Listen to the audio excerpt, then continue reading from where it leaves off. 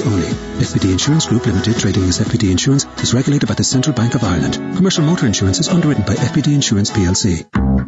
Upgrade your home viewing experience at Curry's PC World.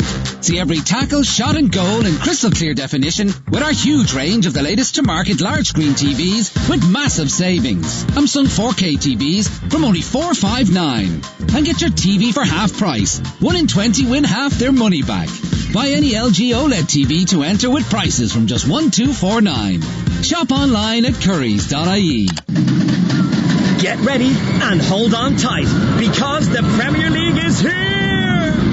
Which teams will stay on track, and who'll go off the rail? Get the Irish Sun for top transfer news, exclusive star interviews and opinions from the biggest names in football, plus expert analysis of every action-packed match in our fantastic goals pull-out each weekend. Stay up to speed, because you never know what the Premier League is going to throw up. Pick up the Irish Sun today. Introducing Guardson Sport. Protect your sporting equipment from COVID-19 for up to 14 days with Guardson Sport disinfectant treatment. Ideal in team sport settings with the sharing of balls, rackets, gloves, helmets and all other sporting equipment. Guardson Sport kills COVID-19 on impact, keeping surfaces free from COVID-19 and other viruses and bacteria for up to 14 days by creating a protective polymer layer on application. For more information on Guardson Sport and other quality assured, certified and approved PPE, visit yourcovidprotection.com. At Paddy Power, we know competition for the remote control can be fierce at the weekends. So in order to give the non-football loving occupants of your house something to do, here are some of our top suggestions. Go for a walk. Walk the dog. Go cycling. Cycle the dog. Recycle the dog. Just go! All very good options, we say. And that's not the only one. Get a free bet on all football leagues and markets. Paddy Power. Max free bet €10. Min odds 1 to 5 on each leg. Online exclusive. Excludes shop bets. T's and C's apply. 18 plus. Need help? Visit gamblingcare.ie.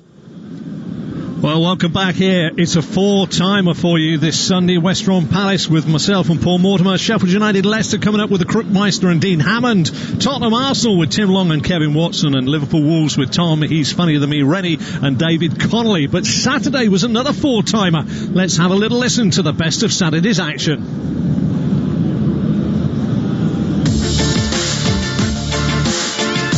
Rashford's put clear through again. You don't miss twice when you're Marcus Rashford. And that one-on-one, he chips beautifully over the advancing Fabianski and into the net. And it's game over. You'd have thought West Ham 1, Man United 3. Players deserve to have fans in the stadium, where if we can safely just guide more and more people into the stadiums, football will be back to the great game again, because it is the best game, but the fans are a big part of it. De Bruyne wins the ball in the centre circle and slips in Raheem Sterling, who's one-on-one with the goalkeeper again, and he missed the first chance but doesn't miss the second, slots the ball into the bottom corner. The team is, I have the feeling the last 3, 4, 5 games are getting better, and I'll prepare the last game in Champions League group stage and the rest of the game. Phillips comes away with the ball, and that's a very good ball into Patrick Bamford, who goes round the goalkeeper, and Patrick Bamford scores for Leeds United. Timo Werner into the penalty area, has a look up, and there is goal number 3. And Chelsea finish it off, and they finish it off in style with a goal from Pulisic. Yeah, very, very happy. Probably will be short-lived with tomorrow, and that's how it is at the moment. It's tight, but incredible to have the fans back. 2,000 made a hell of a lot of noise, sounded a lot more than that, and I'm pleased. The performance was great. Leeds are a tough team. You can't have a comfortable game against Leeds, they don't allow it, but it would have been comfortable if we'd have taken our chances, and the fans hopefully go home happy. Football fans into the stadium after what has been a torrid year under COVID-19. But I'm joined by Paul Mortimer. Paul, some good results yesterday. Burnley, Everton, 1 apiece. And Raheem Sterling scoring 1 and getting a penalty, the 20th he's won in the Premier League. Manchester United, their comeback against West Ham in the first 45. It didn't look as though it was tough for you to pick your way through, sir. I like Chelsea. I've got to say, I'm really always impressed with Chelsea. I think they're a good side, play good football. Still conceding goals. I think there's a soft centre there, without a doubt. There's a slight soft centre there. Man City, Fulham. I think that game was over very, very early. West Ham, Man United. I felt sorry for West Ham because the goal that changed everything, the ball had gone out of play, and I felt really, you can't fault the other goals and the changes they made at half-time, Manchester United, but goals change games, and that goal did change the game. Everton, I just think they should be better. And Burnley look like they're coming back to the Burnley we know and love. So, you know, there's a lot of different games, I've got to say. Were the results what I expected? I would say at the start of the day, I would have said, had I thought it would go like this, it wouldn't have been a surprise to me. Massive day today as well, isn't it? We've got the North London derby bragging rights about to come out in the wonderful new ground down at White Hart Lane. 60,000 seats and 2,000 people going to be in there. As a player, we've spoke about behind closed doors friendlies, we spoke about different things, but 2,000, will it make that much of a difference? Yes, most definitely it will. If you look at, you know, I'm an ex-Charlton player. In midweek they had, you know, I think they're one of the first games that had fans there, and there's such a, everyone forgets the emotional aspect. There was such a big build-up to it all that there was a flat performance. I think even Lee Bowyer came out and sort of criticised the fans a little bit, didn't backtrack, but there's an expectation. You know, the Spurs fans will be going there expecting the team to win because we're back. Now, if it doesn't turn out that way, the grumbles that you hear from the fans can also, you know, have a negative impact on the team. So I'd rather have them in. Also, if you look at referees all of a sudden, you know, the referees have loved it because there's been no fans to put them under pressure. All of a sudden, fans are back. Now the decisions become hot, very, very hot topic immediately, because you're getting the immediate response from the crowd, which they've not had for 6 or 7 months.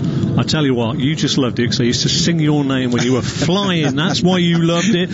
One thing we can say today, Paul, is there's no fans at the Hawthorns because it's in Tier 3. Yes. So it's going back to the normal sort of routine here at the Hawthorns. But Jose Mourinho, or should I say, Jose Mourinho's been having his say on what having the fans back in the stadium means. It depends on the fans, depends on the profile, depends on the way people will face the game. Do they want to go to the most beautiful stadium in England and enjoy that, or do they want to go and play the game? If they want to enjoy the stadium and their passion for football, I don't think makes a big difference. If they want to go there and play, if they want to go there and wear a Tottenham shirt and play the game, that yes, I think that can give a little bit more of motivation and pleasure for us. Back here at the Hawthorns, we are ready really for a game that is a massive game in the context of the Premier League. These two sides, it's safe to say, are not going to win the Premier League title. I'm joined alongside me by Paul Mortimer. Before we hear from the managers, Paul, you've had a chance to digest the lineups. You say that under Roy Hodgson they're sort of handbrake off and going for it, but Slaven Bilic has made a few changes as well. Yeah, he has. There's absolutely no disputing that. And to be honest, he's had to. I don't think, you know, clearly he's not got the resources to be able to bring players in. He can chop and change his squad, but it is very much a very strong championship squad. That's what it is. But let's not kid ourselves. Yes, he's got some experience in people like Ivanovic. Bartley has been around. Dann Garner's a good player. Sawyers is decent. Conor Gallagher is a good player. But what links most of them, Ivanovic out of it, none of them have really been tested or regulars in Premier League football. So they're finding their feet at this level, and they've been okay. But you know, they find themselves third from bottom with 6 points from 10 games, and you know that's not really going to be good enough. So they have to now start winning games. They have to start winning this. They've got Newcastle, they've got Man City and Liverpool, as well as Aston Villa. So, you know, in Man City, Villa and Liverpool, they've got 3 teams that are flying. So when they look at their cycle of games, this and the Newcastle games are one that, hand on heart, they'd be expecting to get something out of. That's why this one, being the first one, is of paramount importance, that they get at least a point from this. Right, there we are, Paul Mortimer. Let's run through the lineups for you today. Sam Johnstone in goal for West Bromwich Albion, a back three. Kyle Bartley, the captain, on the left of a back three. Branislav Ivanovic in the centre. Semi Ajayi on the right. Then I believe they're going to go with 4 across the middle of the park. It could be Grady Diangana on the left. He wears number 11, good old-fashioned number 11. Roman Sawyers, Conor Gallagher, and of course it is Conor Gallagher. Yeah, just double-checking there. And Darnell Furlong on the right. Mateus Pereira, the little number 10, playing in behind Matt Phillips and Ahearne-Grant at the top of the park. For Crystal Palace in goal from right to left of Nathaniel Clyne, Czech Kouyate, Gary Cahill and Patrick Van Aanholt. 2 holding midfielders, it's James McArthur, and welcoming back after suspension Luka Milivojevic, and then I believe it's 3 that will sit behind Christian Benteke, who's recalled to the top of the park for Crystal Palace, and that'll be Iberechi Eze, Jeffrey Slupp and Wilfried Zaha. They've always sort of flattered for me, they've always flattered to deceive somewhat Palace. They do have an abundance, £32 million on Christian Benteke, and it hasn't quite happened, has it? No, that was many moons ago as well. It's good to see him back. He's got a lot to prove, without a doubt. There was a spell at Aston Villa, he was unplayable at his best. You just could not get near him. He was magnificent. Haven't really seen that, because what's happened to him at Palace is he hasn't really done what big men do. He hasn't knocked players about, he hasn't been dominant in the air, he hasn't held the ball up, and that's about confidence. Confidence is a huge part of the game, but they've got him back, they've got belief in him, and hopefully they can serve him with some good crosses into the box for him to attack. He was, I remember Fernando Morientes went to Liverpool, he had a scoring record second to none all over Europe, got to Liverpool, couldn't hit a barn door with a banjo, could he? It doesn't always work out, some clubs are not the right fit up. What happened with him at Palace was he's gone there expecting crosses in the box, and what they started to do was play inverted wide men. So the left-footed Townsend was playing on the right, the right-footed Zaha was playing on the left, so they kept cutting in. So they never cross balls for Benteke to head into the to attack. So his real prowess, where he was dangerous, was never really used. So I don't think they served him right either. I really don't. The words, the flying winger, Paul Mortimer, who would have sent in cross after cross after cross. How good were you in your own mind? I was world class in my own mind, but you know what? It's not my mind that matters. It's the manager's mind and my teammates' mind. But yeah, I mean, listen, when you play wide, you know, back in the day, wide men took players on, put the ball in the box. What's happening now is, you know, there's this playing one up front and the inverted wide players. So as a left footer player on the right, you know, Andros Townsend not proficient on his right foot, so he'll cut inside. So the ball into the box is completely different for Benteke to attack, and also he doesn't know when the ball's going to go in the box, so he doesn't know whether to really go and make a run, or he's making, you know, 5 or 6 or 7 runs, never getting the ball. You lose faith, you stop making runs, and then the ball does come in the box and everyone says, oh, you're on your heels. So play a way to serve the big man up front, or don't play with a big man. There we are, wise words. I'm still going to ask him what song they used to sing to him when he was flying down the wing. Anyway, let's get into today's game. It is Slaven Bilic versus Roy Hodgson in the dugouts. Let's hear from the two managers. Not at the moment. I would like few our clubs to join our group of 4 or whatever, or 4 is now, not even 5, or from us to go to leave that group, you know. But at the moment, okay, they lost 3 games for nobody. Even if you are top, even when you are top of the table and you have a big gap, if you lose a couple of games or 3 games, it's not good. It's not good. Nobody likes losing, and every defeat affects something, even the one in training, you know. But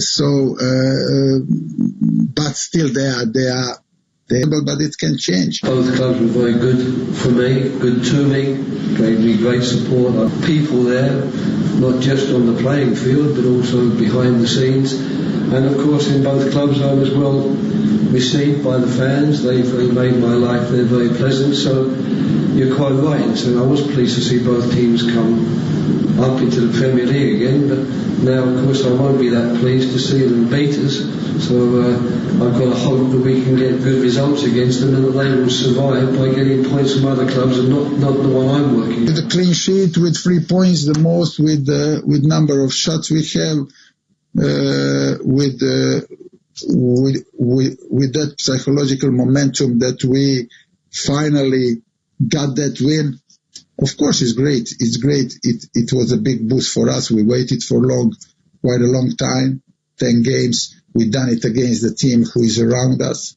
We've done it against a very good team. It's good that we've kicked off with this relatively small number of fans, and it must be very difficult for the clubs to allocate the tickets, and I know that that's going to cause a lot of headaches, and there's going to be a lot of disappointed fans because a lot more than 2,000 want to come to the games, but it's a good step in the right direction, and the fact that there will be people there live watching us play is going to make a big difference to everyone, I'm sure. Roll on the day when even more can come. Well, reflecting there, Roy Hodgson, the former, went off to manage England after that, and at 73 years of age and still managing and still with that steely determination. He's up there with sort of Sir Bobby Robson, Paul, as having football in his veins. Yes, I wonder what he'll do if he'll ever retire. You know, he's a football man, it's in his blood. Good coach, you remember he's 20, 30 odd years as a coach all over the world, so he's fantastic pedigree, knows his stuff, and as at the moment, you know, he's got Palace playing good football, but can they do it today? That's going to be the challenge for him. Yeah, big challenge for him. Don't forget, we're the start of a four-timer on this Sunday, December the 6th. West Brom Crystal Palace coming up shortly. Sheffield United Leicester at 2:15 with Alex Crook and Dean Hammond. Tottenham Arsenal with Tim Long and Kevin Watson, and then finishing the day, Liverpool Wolves at the top of the bill, Tom Rennie and David Connolly. But we are preparing ourselves, as I say, for the game that is about to unfold in front of us, and just, well, I would say no more than a few moments away. We've seen the sides, we've heard from the managers, and we've heard from the expert today, the legendary Charlton and Palace winger Paul Mortimer. But for now, all I can say is let's hope that it lives up to Saturday's football action. We're kicking it off in style very shortly. You are listening to Premier League Live.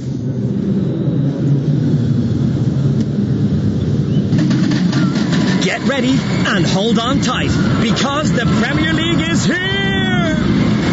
And who'll go off the rail? Get the Irish Sun for top transfer news, exclusive star interviews and opinions from the biggest names in football. Plus expert analysis of every action-packed match in our fantastic goals pull-out each weekend. Stay up to speed, because you never know what the Premier League is going to throw up. Pick up the Irish Sun today. Introducing Guardsson Sport. Protect your sporting equipment from COVID-19 for up to 14 days with Guardsson Sport disinfectant treatment. Ideal in team sport settings with the sharing of balls, rackets, gloves, helmets and all other sporting equipment.